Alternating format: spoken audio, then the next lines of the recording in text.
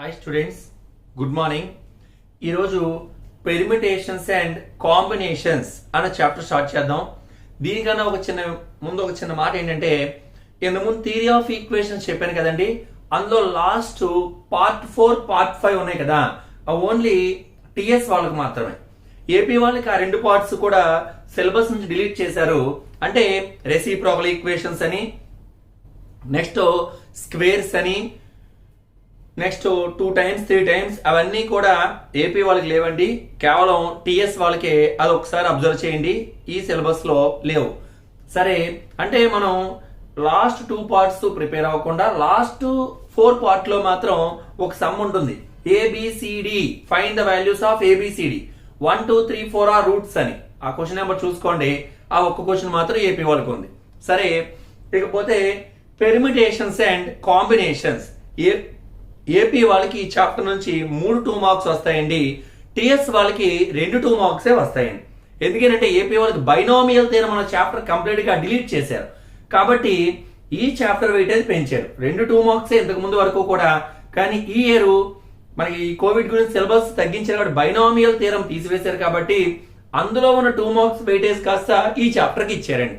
TS వాళ్ళకి ఆ chapter ఉంది, సిలబస్ లో కొంచెం పోర్షన్ కట్ చేశారు కాబట్టి మీకు నెక్స్ట్ క్వశ్చన్ బైనామియల్ థియరం. కానీ ఏపీ వాళ్ళకి మాత్రం ఈ చాప్టర్ నుంచి 3 2 మార్క్స్ క్వశ్చన్స్ వస్తాయి. టిఎస్ వాళ్ళకి 2 2 మార్క్స్ క్వశ్చన్స్ వస్తాయి. ఇది కొంచెం అబ్జర్వ్ చేసుకోండి. ఓకే, ఇక మనం చాప్టర్ లోకి వెళ్తే, చాప్టర్ పేరు పెర్మిటేషన్స్ అండ్ కాంబినేషన్స్. అలా పెర్మిటేషన్ అంటే ఏంటి, కాంబినేషన్ అంటే ఏంటి? మన దగ్గర ఏవైనా n థింగ్స్ ఉన్నప్పుడు వాటి నుంచి ఆర్ థింగ్స్ ని మాత్రమే, స్మాల్ ఆర్, n థింగ్స్ నుంచి ఆర్ థింగ్స్ ని సెలెక్ట్ చేసుకోవాలి అంటే, ఓన్లీ సెలెక్ట్ చేయాలి అంటే ఈ బిట్స్ జాగ్రత్తగా ఎంసెట్ కూడా యూజ్ అవుతాయి. n థింగ్స్ నుంచి ఆర్ థింగ్స్ ని మాత్రమే సెలెక్ట్ చేయాలి అంటే ఎన్సిఆర్, ఓన్లీ సెలెక్షన్ మాత్రమే ఇస్తే కాంబినేషన్ అంటాం. సెలెక్షన్ మాత్రమే ఉంటే కాంబినేషన్ అంటాం. దీన్ని సి తో డినోట్ చేస్తాం, ఎన్సిఆర్. మరి పెర్మిటేషన్ అంటే సెలెక్షన్ తో పాటుగా అరేంజ్మెంట్ కూడా ఉంటాయి. అంటే సెలెక్ట్ చేసి వాటిలో మళ్ళీ అరేంజ్ చేయాలి, దాన్ని పెర్మిటేషన్ అంటాం. పెర్మిటేషన్ అంటే పి కాబట్టి ఎన్పిఆర్. జాగ్రత్తగా చూడండి, సెలెక్షన్ మాత్రమే ఉంటే కాంబినేషన్ అని, సెలెక్షన్ తో పాటు అరేంజ్మెంట్ కూడా ఉంటే పెర్మిటేషన్ అని అంటాం. కాంబినేషన్ ఎన్సిఆర్ అని, పెర్మిటేషన్ ఎన్పిఆర్ అని డినోట్ చేస్తాం. ఇప్పుడు ఎన్పిఆర్ కి formula n factorial by n minus r factorial into r factorial, sorry, n factorial by n minus r factorial. N P R formula n factorial by n minus r factorial. కానీ N C R కి formula n factorial by n minus r factorial into r factorial. సరిగ్గా observe చేయండి, ఇది కేవలం n factorial by n minus r factorial. ఇది n factorial by n minus r factorial into r factorial. అంటే denominator లో r factorial అనే term extra ఉంది ఇక్కడ. ఇప్పుడు మీరు క్వశ్చన్ చేసుకోండి, ఎన్పిఆర్ పెద్దదా ఎన్సిఆర్ పెద్దదా? సాధారణంగా మనం ఎలా అబ్జర్వ్ చేస్తామంటే ఇక్కడ ఆర్ ఫ్యాక్టర్ ఉంది కాబట్టి ఇది పెద్దనే ఉన్నాం. కాదండి, డినామినేటర్ లో దీనికన్నా వాల్యూ ఎక్కువగా ఉంది కాబట్టి, డినామినేటర్ లో వాల్యూ ఎక్కువగా ఉంటే టోటల్ వాల్యూ తగ్గుతుందండి. ఫర్ ఎగ్జాంపుల్ చూడండి, 1/2 అంటే హాఫ్ పార్ట్, 1/4 అంటే 4th పార్ట్, ఇలా ఈ పార్ట్ మాత్రమే వస్తుంది. అంటే ఇక్కడ 2 ఉంటే ఎక్కువ వాల్యూ వచ్చింది, 4 ఉంటే అంటే అందులో హాఫ్ అయిపోయింది. కాబట్టి డినామినేటర్ లో వాల్యూ ఎక్కువగా ఉంటే టోటల్ వాల్యూ తగ్గిపోతుంది. సో ఎన్పిఆర్ పెద్దదా ఎన్సిఆర్ పెద్దదా అంటే ఎన్పిఆర్ పెద్దది. So NPR is greater than NCR. NPR is greater than NCR. Okay, ఇక్కడ నేను చెప్పిన పాయింట్స్ ఒకసారి మళ్ళీ చెప్తున్నాను చూడండి. సెలక్షన్ మాత్రమే ఉంటే కాంబినేషన్ ఎన్సిఆర్ తో డినోట్ చేస్తాం. సెలక్షన్ తో పాటు అరేంజ్మెంట్ కూడా ఉంటే పెర్మిటేషన్ ఎన్పిఆర్ తో డినోట్ చేస్తాం. ఇది ఎన్పిఆర్ కి ఫార్ములా, ఎన్సిఆర్ కి ఫార్ములా. ఎన్పిఆర్ ఎన్సిఆర్ కన్నా పెద్దది. ఇకపోతే ఫార్ములా వేసినప్పుడు ఇలా ఎప్పుడైనా సరే మన దగ్గర 5p3 ఉంది. దీన్ని ఈజీగా ఈ ఫార్ములా వేసి చేస్తే టైం ఎక్కువ వస్తుంది కాబట్టి అలా కాకుండా దీన్ని సింప్లిఫై చేసే విధానం చూడండి.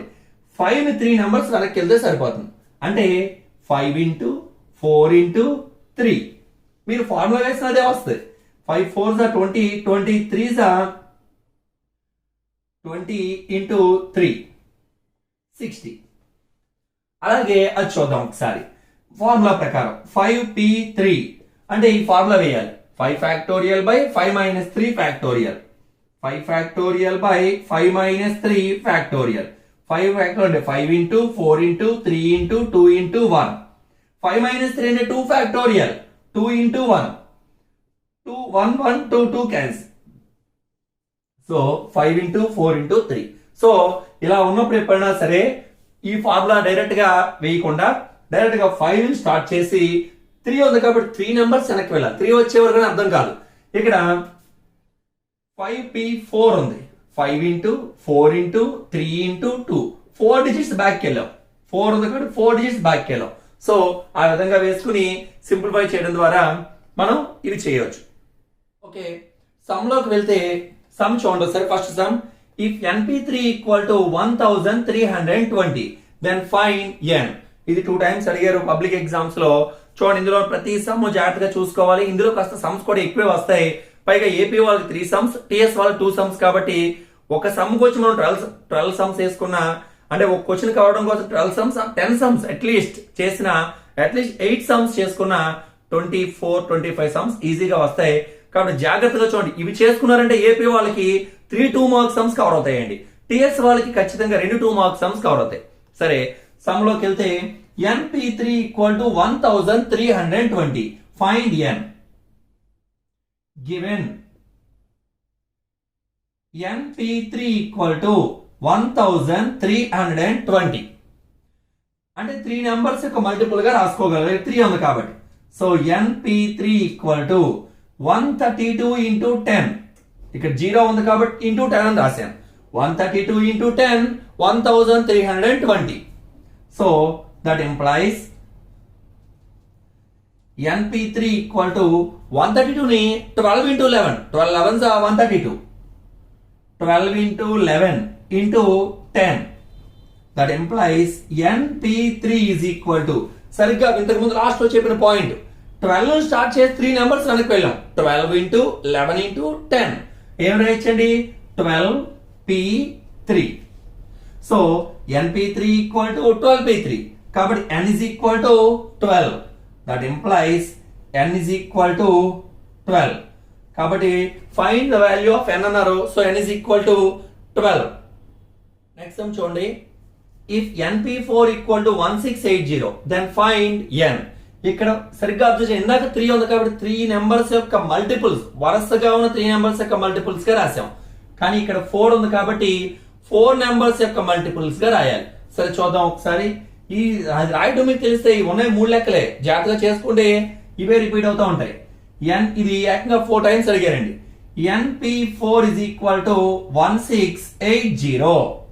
సేమ్ ఇంతకు ముందులాగే np4 ఈక్వల్ టు 168 into 10.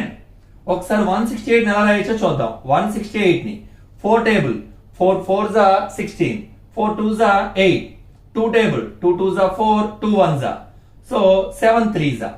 కాబట్టి ఇవన్నీ మల్టిపుల్ కింద రాసుకోవచ్చు. np4 is equal to 4 into 2 into 7 into 3. 10 ని 5 into 2 గా రాసుకోవచ్చు. ఇప్పుడు మనం 4 నెంబర్స్ యొక్క మల్టిపుల్ గా మాత్రమే రాసుకోవాలి. So 4 2s are 8 into 7 into 3 2s are 6 into remaining 5. 4 2s are 8 7 next 3 2s are 6 5. Ego 4 numbers యొక్క మల్టిపుల్ గా రాయగలిగాం. 8 into 7 into 6 into 5. కాబట్టి that implies np4 is equal to 8 numbers నుంచి 4 నెంబర్స్ మల్టిపుల్ గా రాయగలం కాబట్టి 8 నుంచి స్టార్ట్ చేసాం కాబట్టి 8p4. So np4 equal to 8p4. That implies n is equal to 8. So ఇంతకు ముందు 3 నెంబర్స్ మల్టిపుల్ గా రాశాం కాబట్టి రాయగలిగాం, ఎందుకంటే 3 ఉంది కాబట్టి. ఇప్పుడు 4 ఉంది కాబట్టి 4 నెంబర్స్ యొక్క మల్టిపుల్ గా రాశాం కాబట్టి n is equal to 8. చూడండి, if 12pr మనకి గివెన్ కదా, answer given 12pr equal to 1320 అంటే ఇక్కడ r వాల్యూ ఫైండ్ అవుట్ చేయాలండి. అంటే మనం స్టార్టింగ్ నెంబర్ 12 కాంబినేషన్ గా రాయాలి. చూద్దాం ఒకసారి. ఫస్ట్ సమ్ 12p np3 అని ఇచ్చారు, ఇక్కడ 12pr అని ఇచ్చారు. ఈ వాల్యూ సేమ్ కాబట్టి 12pr is equal to దీన్ని 132 into 10 అని రాయొచ్చు. So that implies 12pr is equal to 12 11s 132 into 10. That implies 12pr is equal to 12p3. కాబట్టి ఫైనల్ గా ఇక్కడ 12 ఈక్వల్ గా ఉంది కాబట్టి r is equal to 3. అంటే ఇది ఫస్ట్ సమ్ ఒకటే. ఫస్ట్ సమ్ లో ఇక్కడ 3 వాల్యూ ఇచ్చారు, n వాల్యూ అడిగారు, ఇక్కడ n ఇచ్చారు, r వాల్యూని ఫైండ్ అవుట్ చేయమన్నారు. సో మనకి r వాల్యూ ఎంత వచ్చిందంటే 3. నెక్స్ట్ సమ్ వస్తే ఈ సమ్ పబ్లిక్ లో నెంబర్ ఆఫ్ టైమ్స్ అడిగారు. చూడండి, మార్చ్ 20, 17, 15, మే 2017, 12, 11, 9. టోటల్ గా మనకి 4+3 7 టైమ్స్ అడిగారు. చాలా చాలా ఇంపార్టెంట్ సమ్. ఈసారి కూడా వచ్చే ఛాన్స్ అయితే ఎక్కువగా ఉన్నాయి. సరే చూడండి ఒకసారి. వారు ఏమి ఇచ్చారంటే np7 equal to 42 into np5. Then find n. జాగ్రత్తగా చూడండి ఒకసారి. Given np7 is equal to 42 into np5. Starting లో మీకు నేను చెప్పాను npr ఉంటే r నెంబర్స్ వెనక్కి వెళ్ళాలి అని చెప్పాను, n నుంచి స్టార్ట్ చేసి. సో ఇక్కడ n నుంచి స్టార్ట్ చేసి 7 నెంబర్స్ వెనక్కి వెళ్ళాలి. అంటే ఇది n. బ్యాక్ వెళ్ళాలంటే n యొక్క before number n-1, n-2, n-3, n-4, n-5 అలా వెళ్ళాలి మనం. చూడండి 1 2 3 4 5 6 సారీ 5 కదా ఇవి. So n-6. ఓకే, ఇక్కడ np7 అన్నారు. So np7 is equal to 42 into np5. అంటే 7 నెంబర్స్ బ్యాక్ వెళ్ళాలి. అంటే n నుంచి స్టార్ట్ చేసి చూద్దాం ఒకసారి. n into n-1 into n-2 into n-3 into ఇక్కడ 7 numbers n-4 into n-5 into n-6. చూడండి 1 2 3 4 5 6 7. That is equal to 42 into ఈసారి n నుంచి స్టార్ట్ చేసి 5 నెంబర్స్ వెనక్కి వెళ్ళాలి. అంటే 1 2 3 4 5 అంటే n-4 వరకు వెళ్ళాలి. n into n-1 into అంటే బిఫోర్ నెంబర్స్ 5 ఉందనుకోండి, 5 యొక్క ముందు నెంబర్ 5 into 4 into 3 into అలా రాస్తాము. n నుంచి n into n-1 into n-2 into అని రాయాలి. n-2 into n-3 into n-4. చూడండి 1 2 3 4 5. సో 5 ఉంది కాబట్టి రాసాం. ఇక్కడ చూడండి n నుంచి స్టార్ట్ చేసి n-4 వరకు క్యాన్సిల్. దట్ ఎంప్లాయిస్ ఇంకా రిమైనింగ్ టర్మ్స్ ఏంటి? n-5 into n-6 is equal to 42. మరి ఇది ఏ రెండు నెంబర్ మల్టిప్లై చేస్తే 5 వస్తుంది. 7 6. మీరు పొరపాటున ఇక్కడ చూడండి ఒకసారి జాగ్రత్తగా. n-5 into n-6 equal to 7 into 6.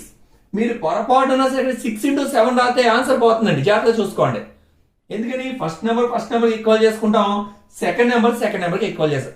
Sir ఎందుకు మీరు 7 into 6 గా రాశారు, 6 into 7 గా ఎందుకు రాయలేదు? ఖచ్చితంగా అనుమానం వస్తుంది. ఎందుకంటే n-5 n-6 లో పెద్ద నెంబరు n-5. చూడండి ఇది n-1, n-2, n-3, n-4, n-5, n-6 ఇలా వచ్చి కొద్ది వాల్యూ తగ్గుతూ వెళ్తుంది. అలా వెళ్ళి కొద్ది పెరుగుతుంది. సో n కన్నా n-1 చిన్నది, అలా n-5 కన్నా n-6 చిన్నది. సో n-5 పెద్దదా n-6 పెద్దదా అంటే n-5 పెద్దది.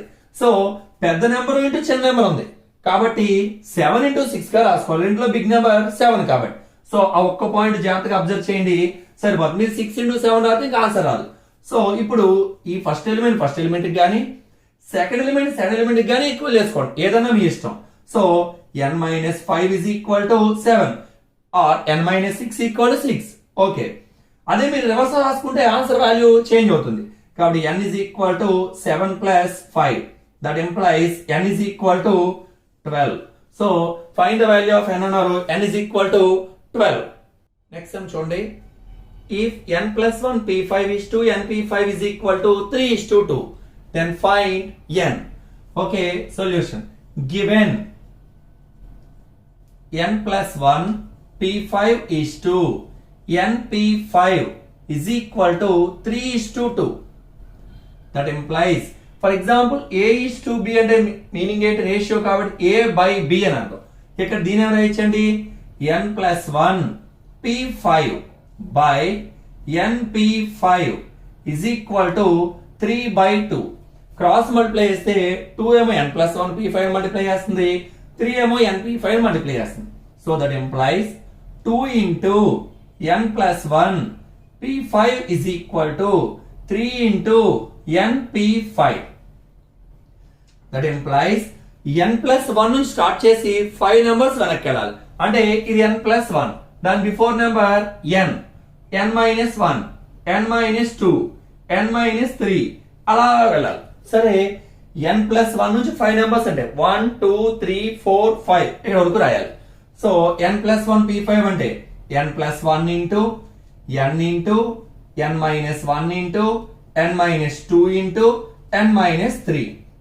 1 2 3 4 5 is equal to 3 into n నుంచి స్టార్ట్ చేసి 5 నెంబర్స్ అంటే ఇక్కడ నుంచి స్టార్ట్ చేయాలి. 1 2 3 4 5 ఇక్కడ వరకు రాయాలి. So n into n minus 1 into n minus 2 into n minus 3 into n minus 4. సరే, మనం ఏం క్యాన్సిల్ అవుతున్నాయి చూడండి.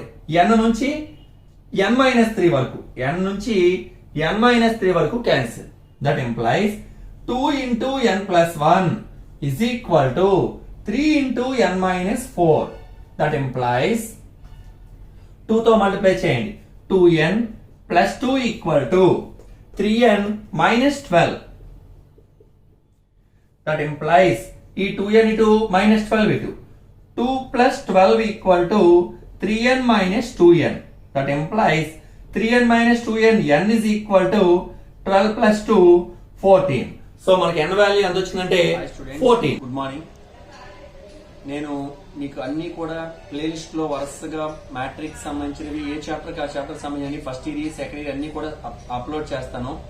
మీరందరూ కూడా ఈ వీడియోస్ జాగ్రత్త ఫస్ట్ సబ్స్క్రైబ్ చేసుకోండి.